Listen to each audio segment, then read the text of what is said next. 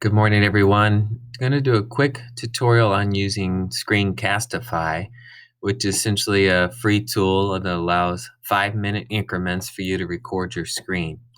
I'm currently using the tool now.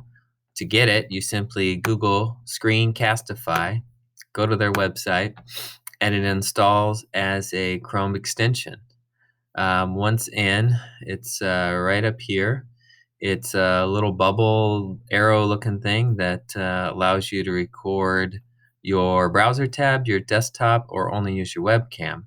You simply hit record. It does have a watermark for the 5 minutes. It also gives you some tools at the bottom here that's a pen. You can hide your cursor, you can focus the mouse so that you can follow it along. There's some really cool free tools in here. You could draw on the screen, erase, embed webcam, which I'm doing now. So what can I do with this as a teacher? Um, to start, how I would use it is simply by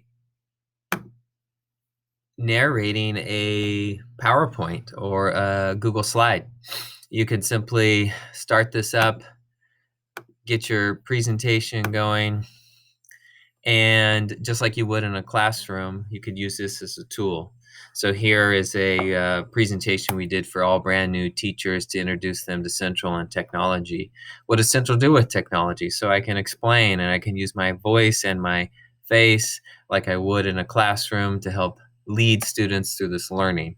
Remember, you are limited to 5 minutes, and so you may have to chunk these, but 5 minutes seem to be a good interval for some of the main ideas. Um, as we go through these, as a teacher, you can be instructing, you can give them some insight. You can also put links and such that you would talk about. Now, remember, this is going to be strictly a video, so students will not be able to click into links or to visit websites. That's where you would use Google Classroom to embed those links, embed the documents, embed this presentation so that kids could follow along with your information as you're essentially narrating these. Now, you don't have to use a webcam. You can just simply do your voice. It's up to you. It's a nice personal touch. I'm not quite used to it yet, and so you tend to look down. You forget that the camera is following your face. But it is, especially for younger kids, it's a nice way for them to stay in touch with their teachers.